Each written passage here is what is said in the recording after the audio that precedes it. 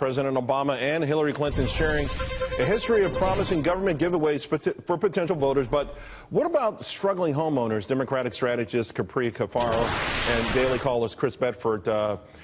Chris, these homeowners, for the most part, they're going to be left to fend for themselves. Is that right in this day and age?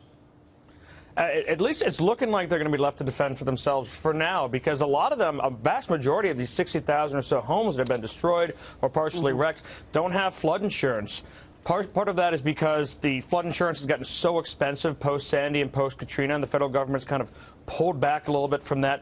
So they're going to be on their own. But typically in the United States, in the last few disasters we've had, when people have been put out there, the country ends up bearing a lot of the burden for small groups and communities or states that are hit this hard. Right. And now their congressmen are going to start trying to fight for them.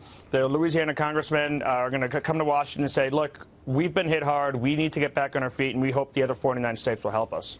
Right. Capri, I think that's about right. We've seen it with Superstorm Sandy and Katrina, right. Although a lot of folks wonder, if you know it's this devastating and this tough, why not be prepared for it? Why have to go through these hoops? And I want your thoughts also from an elected official's thinking. Sure. President Obama, was it okay or smart for him to wait, or was he actually embarrassed or shamed into this visit? Well, I mean, I think it's always not a good thing when natural disaster becomes politicized. I personally think President Obama should have been there earlier. Obviously, 11 years ago, there was a lot of criticism surrounding George W. Bush's lack of appearance after Katrina.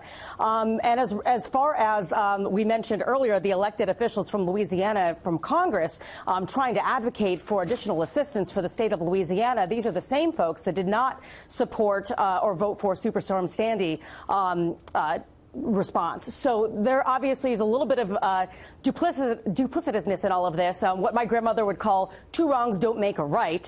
But I want to talk for a minute about the issue of flood insurance, and I think that it's an interesting, at least academic question to pose to Republicans and those that are sort of more laissez-faire. These individuals that don't have flood insurance do not have it because they were not required to do so, because they were outside of the areas that were required to cover flood insurance.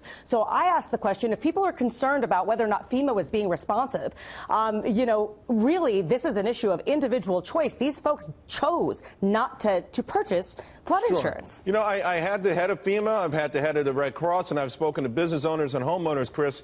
It's a great question. I had a business owner who told me, actually, though, it was cheaper to put the coverage on the business, so he couldn't afford both. So even where people want to be responsible, I think the idea probably we should let the private sector in. It's a lot of parallels, in fact, to Obamacare. When the government kicked out the private sector, I think this is when it became an impossible situation, Chris.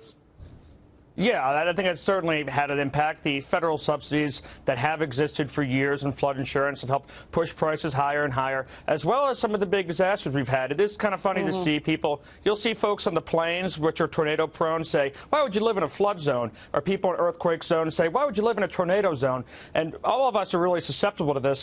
One thing to that point about Republicans who pushed back against the Sandy bill, that's actually come up a lot. I saw an op-ed in the LA Times saying, these Republicans, how could they possibly ask for help?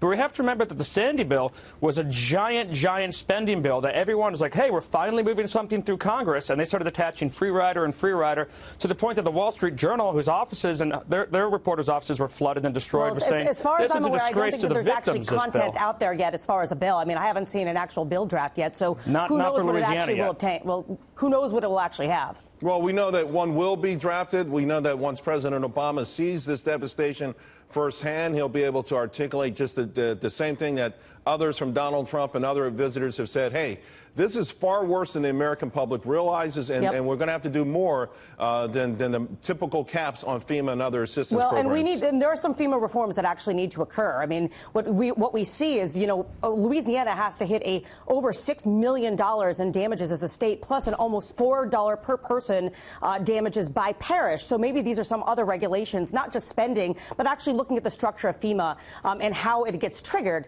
might be another thing that members of Congress need to consider. No doubt about it, guys. Thank you both very much. Appreciate it. Thank you. Thank you.